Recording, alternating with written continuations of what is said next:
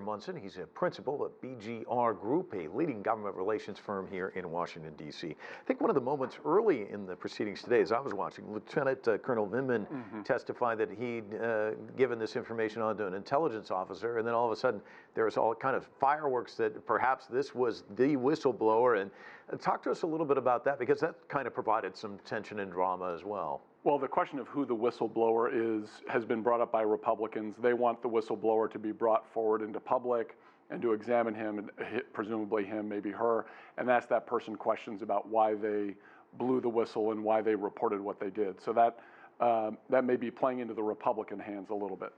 Ambassador Kurt Volker speaking right now. Both of us, as way of a disclaimer, know him, have talked to him.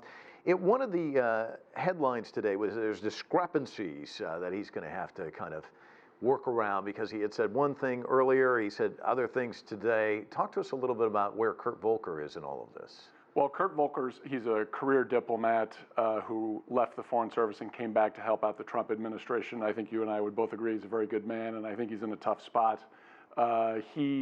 As this impeachment process has rolled forward and as facts have come out and people have testified, I think his memory was refreshed of certain events, and he did have to modify some of the things that he said in earlier testimony. Speaking of discrepancies, Nathan touched on this, Gordon Sondland.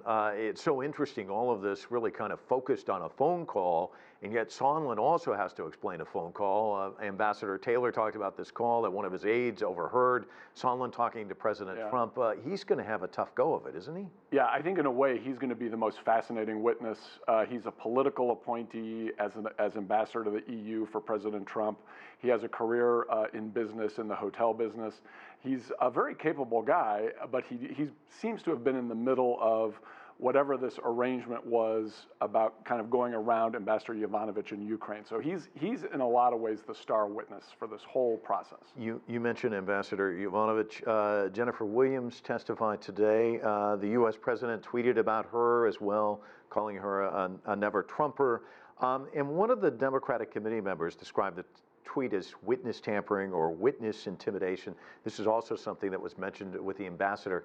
Are we getting the sense that that might be one of the facets of articles of impeachment? Is this an avenue that the Democrats are going to try and push, do you think? That's been discussed. I have a feeling at the end of the day, they're not going to pursue that. They're likely to have better things to put into articles of impeachment. I suspect the fact that the president tweeted that he didn't like a witness or he called some people names, while that's totally inappropriate, it's probably not going to be something that's an article of impeachment. Rudy Giuliani, again today, we heard witness after witness talking about him.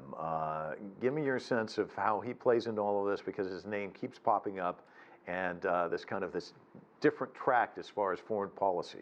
Well, in a way, he would be, as much as we're looking forward to Ambassador Sondland's testimony tomorrow, Rudy Giuliani would be by far the most fascinating person if he would testify about what he was doing, because it's a little murky and a little vague, and he kind of clouds himself, or he cloaks himself as the president's lawyer to escape a lot of scrutiny. And I think, in a way, he really is the person at the middle of all of this. He's probably the one who really should be talking in public. And he's not likely to show up, though, do you think? It seems very unlikely. And what about John Bolton? You think he'll end up ever testifying? It doesn't look like he will now, although he, again, would be another person who could shed a lot of light on some of these meetings. And he could actually, if he did decide to come forward, could really help the president by kind of explaining away some of the things that have happened. So it's an interesting question whether or not he'll testify at all. But you'll be watching Sondland tomorrow, like Absolutely. The rest of us. Thank you so much. Great to see you. Thank you.